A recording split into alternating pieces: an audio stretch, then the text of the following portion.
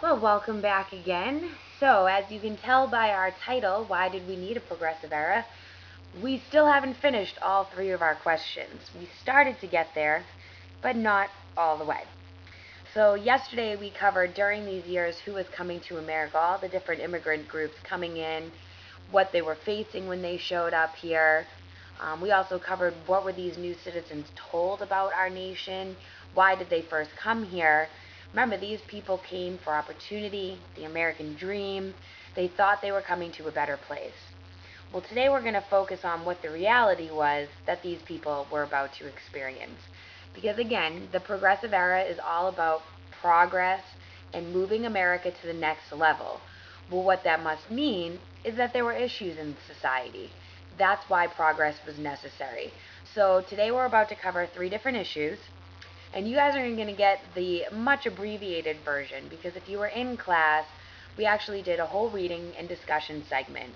So I would suggest that you see me to get the readings or Google the readings. I gave you the names and the authors and just get a taste of how these men wrote and what they were talking about.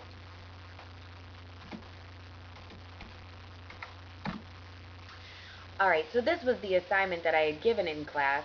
I had put people into, well, at first they worked individually, reading their stories, so everybody got a different handout. Then I had them write the following: who wrote their story, just a brief little synopsis of what their story was about, and then they had to get to what the main issue was. If eventually in this unit we're going to learn about how society was fixed or changed so it was better, it had progressed, we needed to figure out, well, what were the initial problems? What were people facing day to day that will need some fixing? Also, for me, I love quotes. I think that not only should you be able to tell me what an issue is, but you should also be able to prove to me that from your reading, that is what the issue is.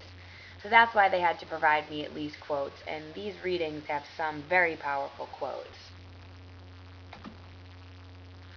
All right, well, one of the stories that the students read was by a man named Jacob Riis. He came over when he was about 21 from Denmark and was extremely poor, like most immigrants coming in. So he grew up in what were called tenements. Tenements, a key vocab for this unit. All that is what you're seeing in the picture to the right. Just tons of houses, one on top of each other. If everybody's living in the city, well, they need a place to live, and they just built all of these, what we would probably call nowadays the projects or the ghetto. So that should tell you how successful we were in fixing this living situation. And not so much. The progressive tried, but they couldn't solve all the problems. His story is called How the Other Half Lives, and he basically takes you on a tour of a tenement, pointing out how there's children totally uncared for because the parents are away at work. People are dirty, they're sick, the sickness is spreading because the conditions are just so horrible. Again, they're the slums. So when you look at that title, obviously the other half is referring to people that were poor at this time. There's a saying that there are the haves and the have-nots. The haves are the people that have everything, they're wealthy, and the have-nots are the other side, the people that are living in poverty and living in these sort of conditions. Just another great example of what tenement life looked like.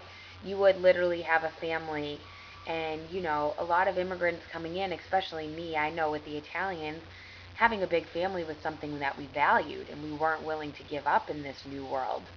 So what you would have to do is smush your entire family into one room. You can see over on the left hand side, there's the stove, the kitchen, the bedroom, everything in one room. So Jacob Riis definitely talks about that. Another story that they read was one by Upton Sinclair. This is by far my favorite. Upton Sinclair had worked very closely with Polish immigrants and Albanian immigrants and all of these different sort of Eastern European people.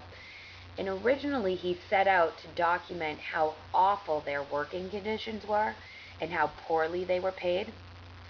Well, what ended up was an entire book. This thing's like over 300 pages long, called The Jungle.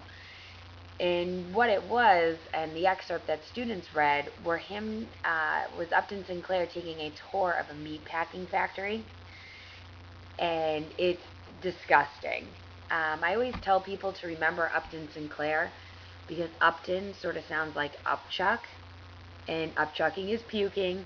And after you read the Jungle, you're definitely going to want to puke. Because basically, he just goes in to talk about how unsanitary these meatpacking plants were. There's no inspecting. They were grinding up anything and everything, including rats and fingers that got caught in the grinders, and basically packaging it and selling it to us, the people. There's no food labels. There was really no way of knowing when you bit into that hot dog what exactly the secret sauce was.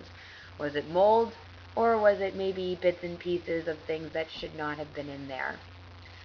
This is the age of industry, so it was all about making money no matter how you did it. So what Upton Sinclair really pointed out was the extremely horrible health standards and also the working conditions, because the people working in these meat factories, they had it rough. You might be new to this country, speak no English, be put in front of a meat grinder, and now you're supposed to know how to use it. Plus, you're working 16-hour days. It's sweaty, it's hot, you're working with dirty carcasses, there's blood everywhere. Just horrible. Also, he talked a lot about the noise. He went specifically to a pig factory where they slaughtered pigs. And they don't put those things to sleep before they hook them and start skinning them. So he talks about just the intense squealing noise of all of these pigs.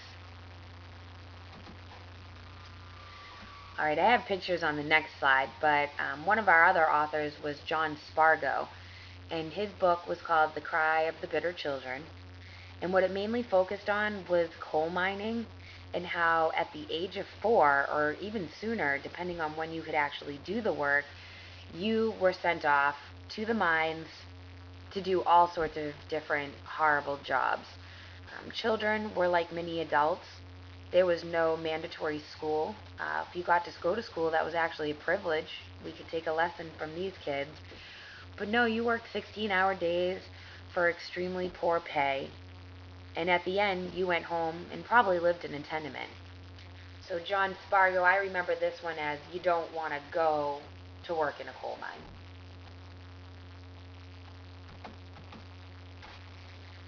The boys who worked in the coal mines were also often referred to as breaker boys. So here's a little picture of them, and you can just tell how dirty these kids are. When you really get up close to it, you can see a lot of them are just a little bit deformed, like they just haven't fully matured, and their nutrition is probably horrible. But they were referred to as breaker boys because the most simple task at the mines, these coal mines, was actually breaking up the rock, and they would give that job to the youngest and to the oldest, anybody who wasn't strong enough to actually do the physical mining. But that's not to say this wasn't a very physical job. Here you see all the children sitting on planks, and what this machine is doing is at the top, it smashes the coal and the other rock, and then it shoots it down sort of like a conveyor belt. And what these boys would do for about 16 hours a day was just their hands in the rock constantly picking what was coal versus what was just trash rock, and they are actually physically separating it. So there's a lot of stories about how for the first couple of months, your fingernails would just constantly bleed from having your hands in rocks. Plus, they talk about how deformed these kids got, because if you look at the way that they're sitting, your back, you would develop a hunchback eventually. And then the other thing as well is coal gives off a dust. It's almost like smoking cigarettes like all day, every day. And that's called black lung, and a lot of people did die from that. And if you work in coal mines today, that's still something they struggle with, is inhaling all of the dust and the soot.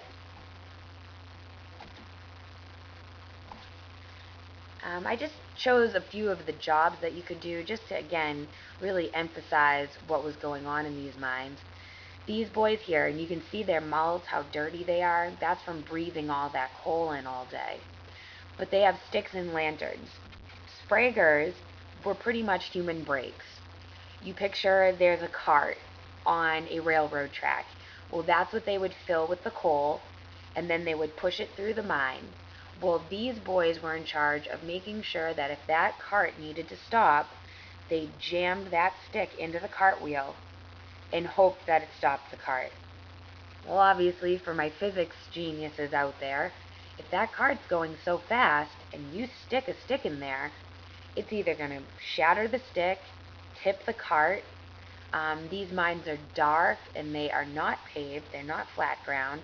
So a lot of boys fell into the tracks, were run over, they lost limbs. When the stick shattered, a lot of kids became blind because everything's flying through the air. And you're about 8 or 10 at this age. Another job, and this usually went to the youngest, was something called a nipper. Um, Mines give off a lot of toxic fumes when you're mining for coal. There's all sorts of explosive gases that come out of the mine as well. So what they would do is when there was an active unit, they would seal it off with a door so all of those toxic gases weren't escaping to other parts of the mine. Well, what this boy's job was to do was when he heard a cart coming forward, open this door and make sure the cart could, cleanly pass through. You could be as young as 4 doing this job. That seems easy, but picture a 4-year-old sitting alone for 16 hours a day in the dark, maybe getting a lunch break if they had any food to eat. These are really poor kids. I mean, what kind of life is that for a 4-year-old? That's when you're developing. You're learning how to talk, how to communicate, but instead you're down in a coal mine all day. And again, they were called breaker boys. So the lesson here is we've gotten to 3 main issues. Jacob Riis, and also I remember his name, he's got 2 eyes, and if you draw an unhappy face under those eyes, his eyes are crying for the bad living conditions. So one issue the progressives will have to tackle is how do we progress past these horrible living conditions? How do we fix the tenements? Upton Sinclair, well, we cannot have food remaining in such terrible health standards. We as people can't eat that stuff. So what the progressives will have to do is think about ways that they can make sure that these meatpacking plants aren't selling us any old scraps that they've ground up and deemed worthy. And then last but not least, John Spargo really exposed the fact that the labor put on children was unbelievable. You had a lot of kids dying very early in their lives. Plus, coal mining in general is one of the most dangerous jobs even today. We have those guys, those poor guys stuck in Chile in a mine because they got trapped. So the progressives will have to think, what do we do about child labor? How do we solve this? And what it will all amount to is a bunch of different laws. So that will be our next unit.